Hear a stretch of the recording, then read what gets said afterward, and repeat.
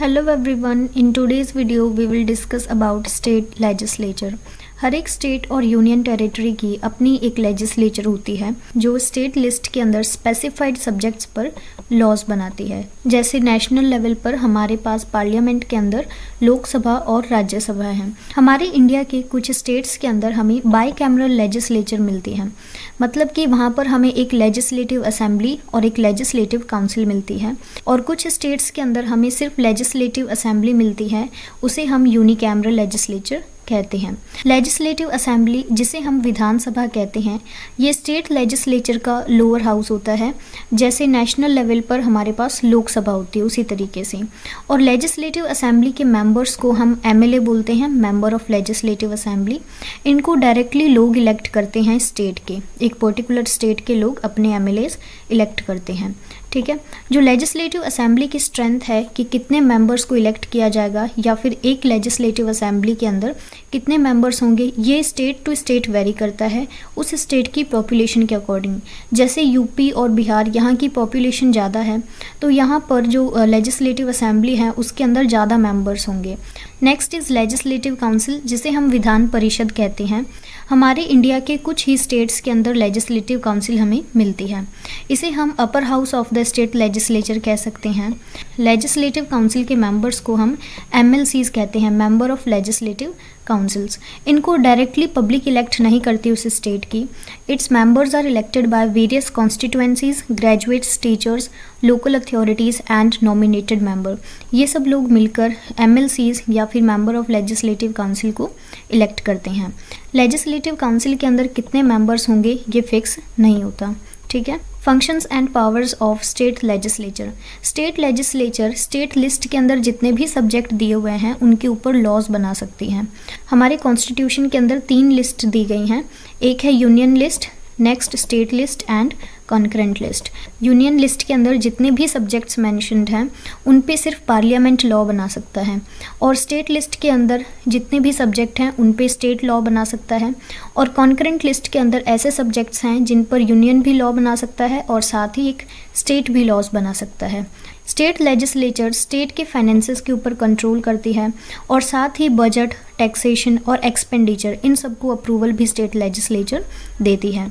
State legislature के members questions raise करते हैं, डिबेट्स में पार्टिसिपेट करते हैं और कमेटीज़ भी बनाई जाती हैं जिससे कि गवर्नमेंट के एक्शन को स्क्रूटिनाइज किया जाता है। मतलब कि अगर स्टेट गवर्नमेंट कोई भी एक्शन लेती है, कोई लॉ लेकर आती है, तो उसको जो बाकी मेंबर्स हैं लेजिस्लेचर के अंदर उस पर क्वेश्चंस करेंगे। ठीक है, और हर एक मेंबर अपनी कॉन्स्टिट्यूएंसी के इंटरेस्ट और जो भी कंसर्न्स हैं उनको वहाँ पर रिप्रेजेंट करता है। लेजिस्लेटिव सेशंस, 2 सेशंस होते हैं स्टेट लेजिस्लेचर के।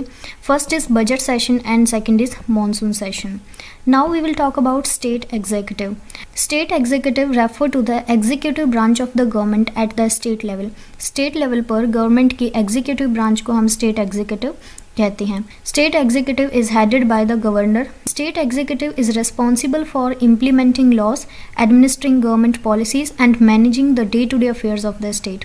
स्टेट एग्जीक्यूटिव जो है ये एक तरीके से, जैसे हमने बात की थी, हमारे सेंटर के लेवल पर एक एग्जीक्यूटिव है जिसके अंदर हमारे president, vice president, council of ministers, prime minister आते हैं। उसी तरीके से स्टेट लेवल पर स्टेट एग्जीक्यूटिव होती है और वहाँ पर काउंसिल ऑफ मिनिस्टर्स और पीएम वो सब मिलकर लॉज वगैरह इम्प्लीमेंट कराते हैं। उसी तरीके से स्टेट लेवल पर स्टेट एग्जीक्यूटिव इन सभी फंक्शंस को परफॉर्म करती हैं। स्टेट एग्जीक्यूटिव के हेड गवर्नर कॉन्स्टिट्यूशनल हेड होते हैं स्टेट के। हमारे कॉन्स्टिट्यूशन के आर्टिकल नंबर 153 के अंदर गवर्नर की पोजीशन को डिफाइन किया गया है। गवर्नर का रोल बिल्कुल सिमिलर होता है जैसे नेशनल लेवल पर प्रेसिडेंट का होता है, लेकिन प्रेसिडेंट के पास वहाँ पर ज़्यादा पावर होती है, ये आपको याद रखना है। गवर्नर सीएम को अपॉइंट करते हैं और साथ ही गवर्नर के पास पावर होती है कि वो लेजिस्लेटिव असेंबली को डिसॉल्व कर दें, और एक स्टेट के अंदर जो भी बिल्स वगैरह पास होते हैं उन पर गवर्नर अपना एसेंट देते हैं, जिस तरीके से नेशनल लेवल पर प्रेसिडेंट अपना एसेंट देते हैं बिल्स पर। नाउ गवर्नर बिल को रिजर्व कर सकते हैं प्रेसिडेंट के कंसिडरेशन के लिए। फॉर एग्जाम्पल स्टेट लेजिस्लेचर के अंदर एक बिल को पास कराया गया, ठीक है, सो वो गवर्नर के एसेंट के लिए भेजा गया, तो हो सकता है गवर्नर उस पर साइन कर दें या फिर उसको अपने पास रख लें, या फिर ऐसा हो सकता है कि गवर्नर उस बिल को प्रेसिडेंट के पास भी कंसिडरेशन के लिए भेज सकते हैं। ठीक है, next is CM. Chief minister, ये स्टेट गवर्नमेंट के हेड होते हैं, जिस तरीके से प्राइम मिनिस्टर नेशनल लेवल पे हमारी गवर्नमेंट के हेड होते हैं। So he is responsible for the administration of the state. State के एडमिनिस्ट्रेशन के लिए चीफ मिनिस्टर रिस्पॉन्सिबल हैं। यूजुअली चीफ मिनिस्टर उस पॉलिटिकल पार्टी के लीडर होते हैं जिसकी स्टेट लेजिस्लेटिव असेंबली के अंदर मेजॉरिटी होती है, मतलब मेजॉरिटी पार्टी के लीडर होते हैं। नाउ काउंसिल ऑफ मिनिस्टर भी स्टेट एग्जीक्यूटिव का पार्ट है। इसके अंदर वो मिनिस्टर्स होते हैं जिनको गवर्नर अपॉइंट करते हैं चीफ मिनिस्टर की एडवाइस पर। जिस तरीके से नेशनल लेवल पर प्रेसिडेंट जो हैं वो पीएम की एडवाइस पर इन मिनिस्टर्स को अपॉइंट करते हैं, उसी तरीके के मिनिस्टर्स जो हैं वो हमें स्टेट एग्जीक्यूटिव के अंदर भी मिलते हैं। और साथ ही इन मिनिस्टर्स को उनके स्पेसिफिक पोर्टफोलियोज दिए जाते हैं, जैसे किसको फाइनेंस मिनिस्टर बनाना है, हेल्थ मिनिस्टर या फिर एजुकेशन मिनिस्टर। ठीक है, सो ये सारे जो मिनिस्टर्स हैं ये काउंसिल ऑफ मिनिस्टर का पार्ट होते हैं। स्टेट कैबिनेट के अंदर हमें काउंसिल ऑफ मिनिस्टर्स और उनके साथ हमें चीफ मिनिस्टर मिलते हैं। और स्टेट कैबिनेट एक स्टेट गवर्नमेंट की मेन डिसीजन मेकिंग बॉडी होती है।